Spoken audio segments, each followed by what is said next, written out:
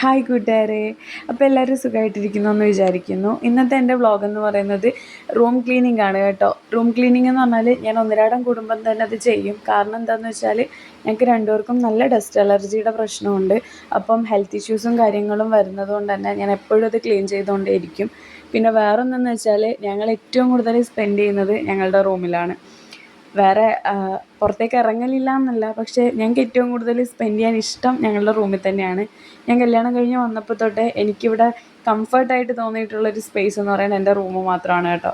ഞാൻ കിച്ചണിൽ പോലും അത്ര ടൈം നിന്നിട്ടില്ല. വേഗം പണികളൊക്കെ തീർത്തിട്ട് എൻ്റെ റൂമിൽ തന്നെ വന്നിരിക്കുകയാണ് ചെയ്യാറ്. പിന്നെയെന്ന് വെച്ചാൽ ബാക്കിയുള്ള സ്പേസൊക്കെ നല്ല ചെറുതാണ്. ചെറിയ വീടായതുകൊണ്ട് ഒരുപാട് സ്പേസോ കാര്യങ്ങളോ ഒന്നുമില്ല. പിന്നെ എനിക്ക് ഓക്കെ ആയിട്ട് തോന്നിയിട്ടുള്ളത് എൻ്റെ റൂമാണ് കേട്ടോ. അങ്ങനെ ഒരുപാട് പേർക്ക് അവരവരുടെ റൂം ഭയങ്കര ഇഷ്ടമുള്ളതായിട്ട് ഞാൻ കണ്ടിട്ടും കേട്ടിട്ടുണ്ട് കേട്ടോ. പിന്നെ അങ്ങനെ ഫുള്ള് ക്ലീനിങ്ങൊക്കെ നല്ല ക്ലീനിങ് ഉണ്ടായിരുന്നു. ഇവിടെ അതിൻ്റെ ഉള്ളിൽ പൊടി കയറുന്നത് അറിയാൻ പറ്റില്ല. ഇപ്പം മഴക്കാലമായാലും വേനൽക്കാലമായാലും പൊടിക്കൊന്നും ഒരു കുറവുമില്ല. അപ്പോൾ ഭയങ്കര തുമ്മലും ഇച്ചിങ്ങും കാര്യങ്ങളൊക്കെയാണ്. അതുകൊണ്ടാണ് ഇങ്ങനെ ചെയ്തുകൊണ്ടിരിക്കുന്നത് കേട്ടോ. അങ്ങനെ അതൊക്കെ കഴിഞ്ഞു. അതിൻ്റെ ഇടയിൽ ഞാൻ കുക്കിയുടെ കാര്യങ്ങളൊക്കെ റെഡിയാക്കിയിട്ടുണ്ടായിരുന്നു, ഫുഡും കാര്യങ്ങളൊക്കെ. ഇനി അവളെ കുളിപ്പിക്കണം. ഇന്ന് ക്ലീനിങ്ങിന് നിൽക്കുന്നതുകൊണ്ട് കുറേ ലേറ്റ് ആവും കുളിപ്പിക്കാൻ വേണ്ടിയിട്ട്. അപ്പം ഏകദേശം ക്ലീനിങ്ങൊക്കെ കഴിഞ്ഞു. കുളിപ്പിക്കാനൊക്കെ ഞാൻ കൊണ്ടുപോയി. സാധാരണ ഞാൻ എഴുന്നേറ്റ് അവൾക്ക് ഫുഡൊക്കെ കൊടുത്തപാടെ കൊണ്ടുപോയി കുളിപ്പിക്കാറുണ്ട്. ഇന്നിപ്പോൾ ഉച്ചയൊക്കെ ആയി കേട്ടോ കുളിപ്പിക്കുമ്പോൾ. ആളിന്ന് നല്ല കളിമൂഡിലും ആയിരുന്നു. അതുകൊണ്ട് എന്നെ വലുതായിട്ട് ശല്യം ചെയ്തിട്ടില്ല. ഇങ്ങനെ ഞാൻ എന്തെങ്കിലും ചെയ്യുകയാണെങ്കിൽ ഇങ്ങനെ ഇതുപോലെ എൻ്റെ പുറകെ നടക്കും.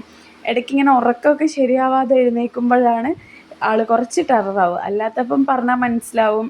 എവിടെയെങ്കിലും പോയി ഇരിക്കുമെന്ന് പറഞ്ഞാൽ അവിടെ പോയി ഇരുന്നോളും. വേറെ കുരുത്തക്കേടോ കാര്യങ്ങളോ ഒന്നും കാണിക്കില്ല കേട്ടോ. പൊതുവേ ആളൊരു സൈലൻറ്റ് ആൻഡ് പാവമാണ്. വലിയ ബുദ്ധിമുട്ടുകളൊന്നും ഉണ്ടാക്കിയിട്ടില്ല. അങ്ങനെ അതൊക്കെ കഴിഞ്ഞു. പിന്നെ ഉച്ചയ്ക്കുള്ള ലഞ്ചിന് ഞാൻ അധികമൊന്നും ആക്കിയിട്ടില്ല, എനിക്ക് സമയം കിട്ടിയിട്ടില്ല. അപ്പം ഇവിടെ ഉറങ്ങുന്ന ടൈമിൽ ഞാൻ നൈറ്റിലേക്ക് വേണ്ട കാര്യങ്ങളും കൂടെ ആക്കുകയാണ് ചെയ്യാറ് കേട്ടോ. പിന്നെ ഇന്ന് മഴയൊക്കെ കുറവുണ്ട്. അപ്പോൾ അതിൻ്റെ ഇടയിൽ തുണി ഉണക്കാൻ കൊണ്ടുപോയിടും, വീണ്ടും അത് പെറുക്കി വെക്കും. മഴക്കാറ് വരുമ്പം വീണ്ടും കൊണ്ടുപോയിടും. ഇതൊക്കെ തന്നെയാണ് ഡെയിലി ഉള്ള പരിപാടി. അപ്പം എന്തായാലും ഞാനിതൊക്കെ ചെയ്യുന്നുണ്ട്, വീഡിയോയും എടുക്കണം എന്നുണ്ട്. അപ്പം ഇതൊക്കെ ഒരു കണ്ടൻറ് ആവുമല്ലോ എന്ന് വിചാരിച്ചിട്ട് അങ്ങനെ ചെയ്തിട്ട് പോകുന്നേ ഉള്ളൂ കേട്ടോ. ഈ ബാത്റൂമിൻ്റെ ഡോറ് വരെ ഞാൻ തുടയ്ക്കാറുണ്ട്. ഞാൻ കല്യാണം കഴിഞ്ഞ് വരുമ്പോൾ എങ്ങനെയാണോ ഈ റൂം ഉണ്ടായിരുന്നത് ഇപ്പോഴും അങ്ങനെ തന്നെയാണ് കേട്ടോ ഉള്ളത്. കാരണം എൻ്റെ വീട്ടിലാണെങ്കിലും അമ്മയ്ക്കും ബാക്കിയുള്ളവർക്കൊക്കെ ഭയങ്കര നീറ്റാണ്. എപ്പോഴും ഇങ്ങനെ നീറ്റായിട്ടിരിക്കണം അങ്ങനെയൊക്കെയാണ്. അപ്പം ഞാനും കണ്ട് വളർന്ന് ശീലിച്ചത് ആ ഒരു സാഹചര്യത്തിലായതുകൊണ്ട് എവിടെ പോയാലും എനിക്കും അത്യാവശ്യം നീറ്റും കാര്യങ്ങളൊക്കെ വേണം. ഇല്ലെങ്കിൽ ഭയങ്കര പ്രശ്നമാണ്. ഇപ്പോൾ ക്ലീനിങ് ചെയ്ത് കഴിഞ്ഞിട്ട് കിട്ടുന്ന ഒരു സാറ്റിസ്ഫാക്ഷൻ, അതെല്ലാവർക്കും അങ്ങനെയാണോ എന്ന് എനിക്കറിയില്ല. എനിക്കത് ഭയങ്കര സാറ്റിസ്ഫാക്ഷനാണ്.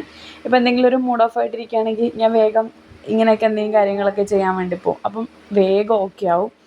കാരണം നമ്മളെ മൈൻഡ് അതിലേക്ക് മാറും. അത് ചെയ്ത് കഴിയുമ്പം കിട്ടുന്ന റിസൾട്ട് അത് ഭയങ്കര ഹാപ്പിനെസ് തരുന്നതാണ്.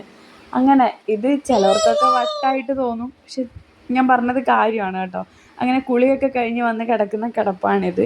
പിന്നെ ഞാൻ വേഗം ഫുഡൊക്കെ കഴിച്ചു. രാത്രിയിലത്തേക്ക് വേണ്ട കറിയാണ് ഉണ്ടാക്കുന്നത്. ഇതിൻ്റെ റെസിപ്പി ഞാൻ അല്ലാതെ ഇടാം കേട്ടോ. അപ്പം എല്ലാവരും അത് പോയി കണ്ടാൽ മതി. ഷോർട്സ് ആക്കിയിട്ട് ഞാൻ ഇടുന്നതായിരിക്കും. പിന്നെ വൈകുന്നേരം ആയപ്പം നല്ല കളി അങ്ങനെ. പിന്നെ എൻ്റെ ചാനൽ കാണുന്നവർ എന്നെ നല്ലോണം സപ്പോർട്ട് ചെയ്യണം. ഇതുവരെയും സപ്പോർട്ട് ചെയ്ത എല്ലാവർക്കും ഒത്തിരി താങ്ക്സ് കേട്ടോ.